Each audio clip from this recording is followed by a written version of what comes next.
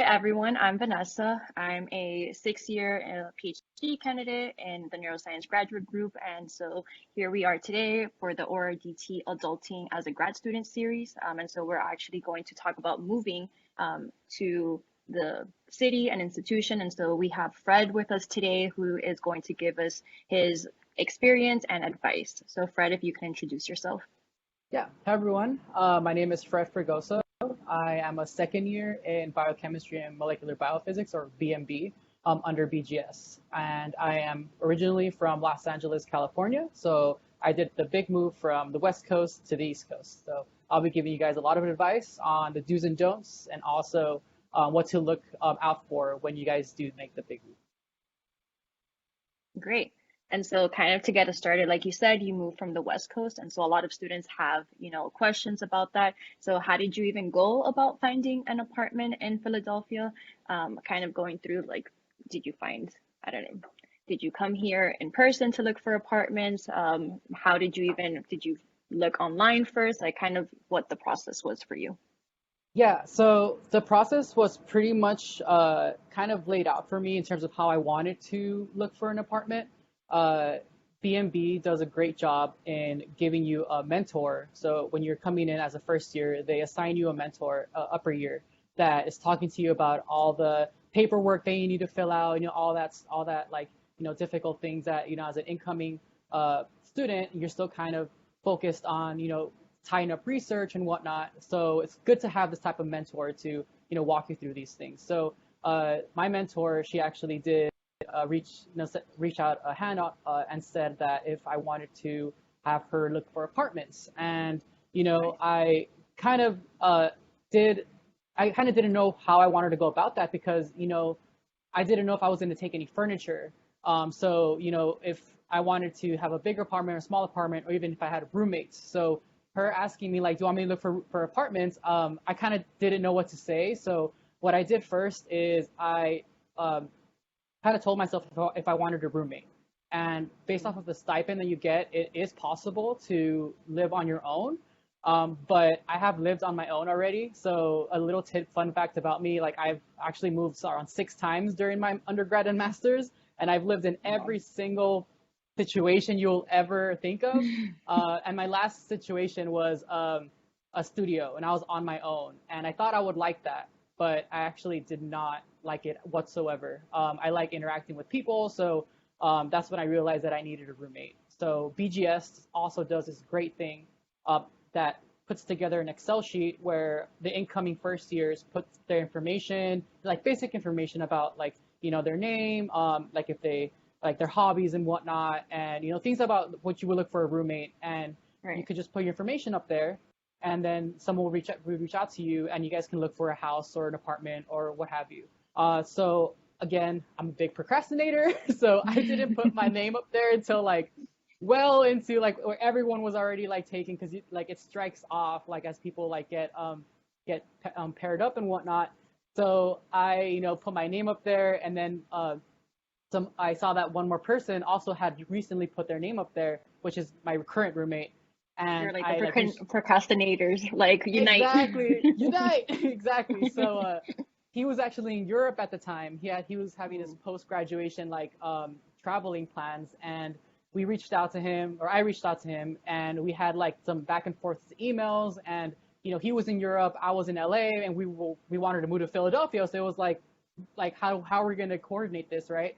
So hmm. then I was talking to my mentor about this, and you know, coming from a background where, like I said, I moved a lot. So before I moved to Philly, though, I moved back home for a couple months to save up money, exactly for this reason. But I Okay. can go into that financial part a little later.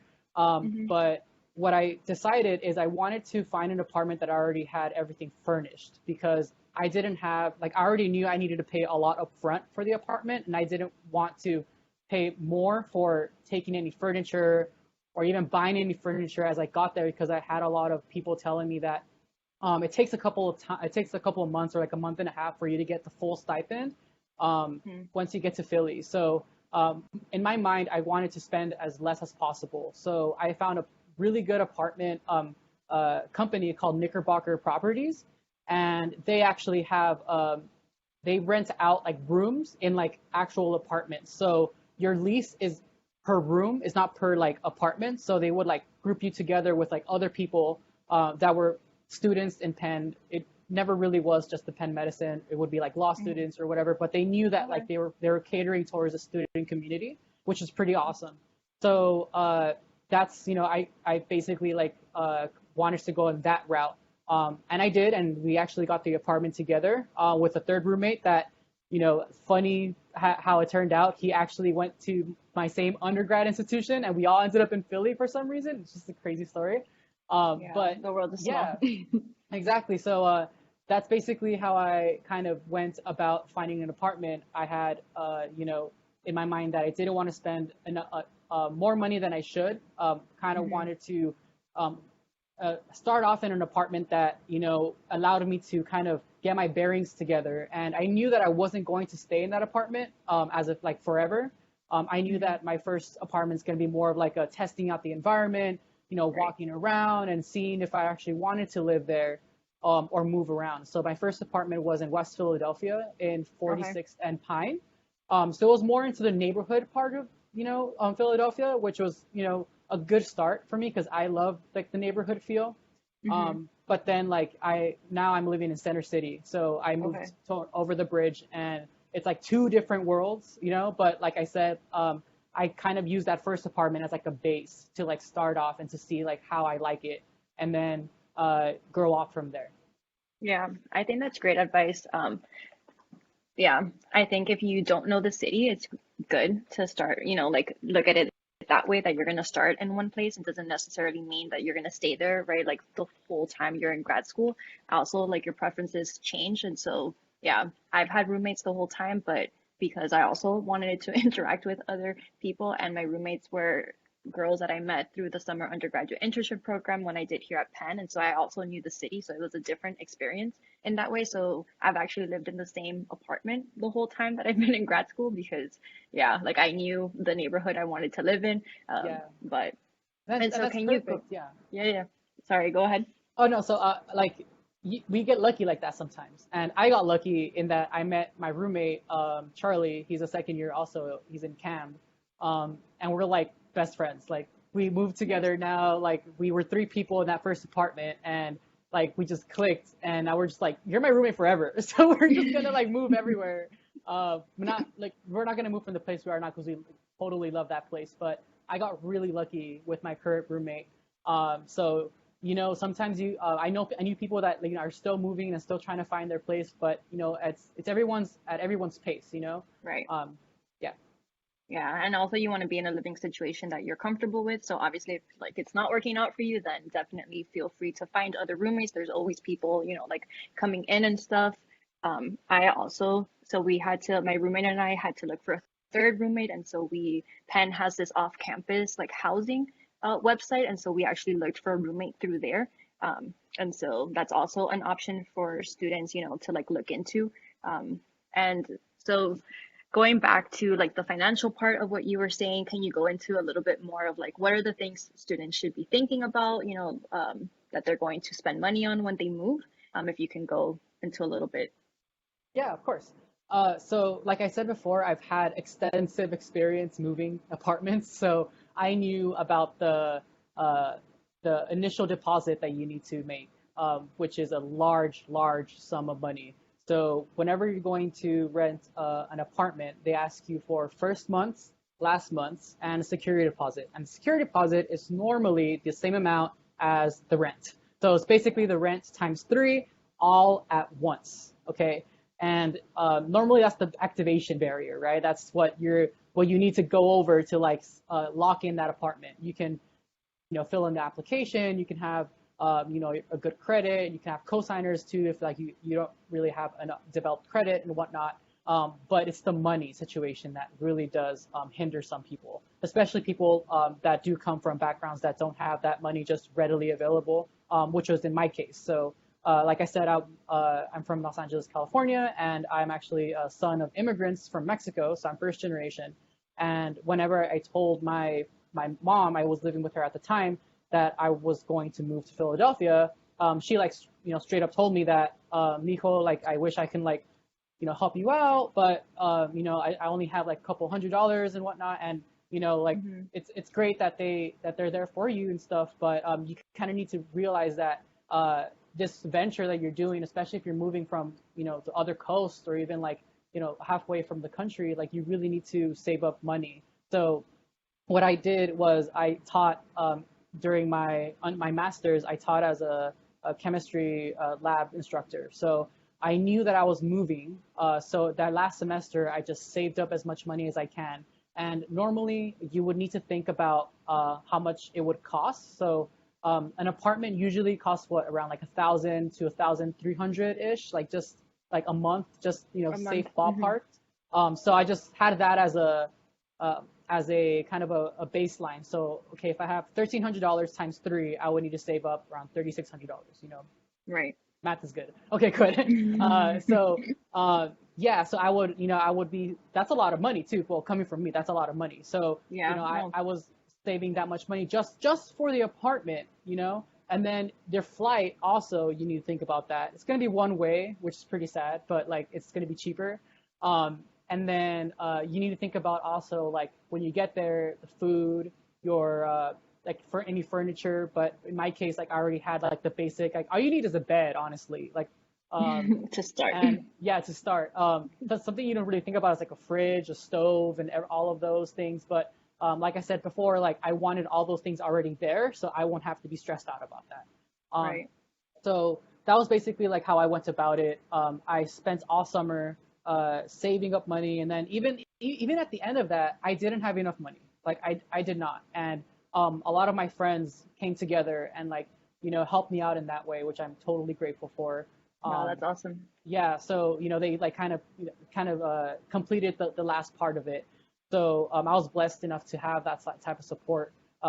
But you would need to really plan out, especially if you're doing this really big move. Yeah. Yeah, there's like so many things that go into moving that, also if I imagine, I don't know if you have a car, but if you like wanted to send a car, right, that's like another expense that people might think about. I mean, Philly is a walkable city, so just for anyone watching the video, you don't need a car to get around here. Yeah, But the other thing that I do want to say that is also an expense that I didn't appreciate or didn't expect to be so expensive is the mattress. Mattresses are very expensive, and I remember going to IKEA and seeing the prices for mattresses, and my mom actually had come with me to help me move. And I was like, okay, mom, this $300 mattress, like the cheapest one. And she's like, you are going to be laying on this mattress for 12 hours sometimes, so get a good one because your back is going to it's hurt. an And that investment. was it is an investment. And so that's my 101 adulting as a grad student. Like the first push basically that I got of like you should spend money on a good mattress because you will need Yeah, it. you should spend money on things that you will be using very frequently and that is to your like relaxation and advantage. Like that's something in grad school that I've come to realize that, at the end of the day when you get home, you want to relax, and like Yeah. having like the best things to relax, like you can spend a little bit more money to invest in yourself, invest in Yeah. self-care. So it's definitely a mattress. I have like a body pillow and like all these like memory foam pillows. Like that's my space right there. Yeah. Yeah. But I think you bring up a good point of like knowing that you're going to move and starting to save because all of these expenses do add up, the trash can for the bathroom, the like shower curtain, like all these little things that I didn't think about until you move and you're like, oh yes, I need that thing. The Yeah, towel a to good wipe your hands in the exercise. kitchen. Like, Yeah, a good exercise that I did was I kind of noted what I used when I was back home, like daily. I was like, okay, like I use this, so and I'll just like take notes of like what I used. So like when I moved and I bought all these things, it wasn't gonna come to a surprise when like I went to the bathroom, there was no toilet paper or something, like, right. or there wasn't like something that like I used a lot, and just because I used a lot, it didn't click in my mind that like it was a necessity. It was just like something that was Right. always there. Um, Right. but then also that's like something that you need to keep in mind that if you come from like a background where you're at home and like you're used to things like like your parents like provide and like Hmm. things are things that you don't really realize that like are kind of there all the time. There. Hmm. You need to like put yourself in that position where now you need to like really take responsibility and adult. You need Basically. to, uh, carve out time to cook or get groceries and whatnot. And so that's a whole learning experience. We can tell them, the audience, like, our experiences and whatnot, but you just have to get, your hands dirty and go through it and, fall on your face sometimes and to learn those lessons. Yeah, some days I'm like, wow, this whole adulting thing, I got it together. And other days I'm like thankful that I didn't spill coffee on myself that day. So honestly, it's a day-to-day thing. Yeah, sometimes And I'm like, I'm cooking cordon bleu over here, all like, all fancy, but then next time it's just like a can of beans with soy chorizo day, like, and just chips. yeah, Like, it sometimes be like that. So yeah. No, I definitely agree. So everything, yeah, this has been great. So is there anything else that you wish you knew when you were moving that you would want to kind of tell, the students that are watching this? Any other yeah. like advice as what helped you adult or what you're like are learning? So, uh, one thing that I would say there's like two kind of parts to this. One is like obviously the moving part and like the whole money situation. And Hmm. one thing is that you will have like it will be a little hard in the beginning. It will be. So it's not. Don't think that you're doing it wrong if you're struggling for a bit. But know that there are people there to help you. I had my graduate group like asked me, like, especially because they knew where I was coming from, that if I needed a little Hmm. bit more help, and they like pulled some strings behind the scenes to get me a couple more $100s for me to get through groceries for like 2 weeks or something. So Penn is an amazing place. BGS is an amazing place, to like support you. And another thing is that, especially for people that are basically leaving their whole lives behind, is that you will find a community if you seek it out. Um, Yeah. it's the people here are very friendly. You will find your people, and it's going to be a little hard in the beginning because you're put into this space where you're like now meeting people from all around the country, and they're really super smart, and you're like imposter syndrome and all that stuff. Well, for me, but Hmm. then as you like kind of go through the motions and you go out and like have fun with these people, you build a community. And that's what I want to tell the audience, is that the community is here for you if you just seek it out. And it's going to be a great experience. And, we can't wait for you guys to move here. Yeah. I know that I said that was gonna be the last question, but now you brought up community, so now I'm gonna ask you one more question. Yeah, no, it's totally fine. So how do you like, I know you talked a little bit about building community, but how did you specifically do that? Was it through student organizations? I know that you have roommates, and so that helps a lot. And yeah, if you can talk a little bit more about that. Yeah, so the community, I didn't really know, coming here, what I really had back home. And that goes with the saying, right? You don't really know what you have until you lose it. Yeah. So what I really, felt in the beginning was I needed kind of my support system of the end of the day that I could just relax to and face to face, just like, you know, vent to. And that was my Hmm. roommate. And that's why like my Right. roommate, like we're like this Hmm. close because, he came from Maryland, but it wasn't really that far away. But his life experience was similar to mine, where he also felt like he was being pulled away from home, or like he was leaving home in some sort in his view. So, Right. we supported each other in that way. But then also, I came into this new area where before I wasn't the minority. I went to a predominantly mixed and diverse undergrad institution, to now I see less and less of people like me, especially, being like first generation, just, blanket statement.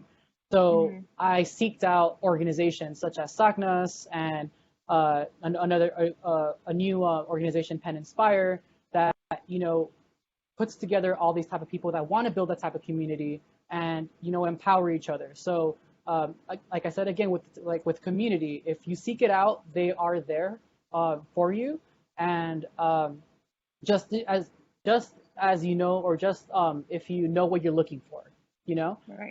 And then you have people there to talk it through, and like if you don't really know which you're trying to find, there will be people there to help figure that out. Like I said, Penn is a very good place to help support you in that way to make you feel like you belong, make you feel like you do have a seat here, and we they do support you, and will do anything they can to make you a successful scientist. Yeah, that's great. Man, I also like so I'm from Miami, Florida, and so Cuban American, and so I grew up, being in Miami, listening to Spanish all the time, right?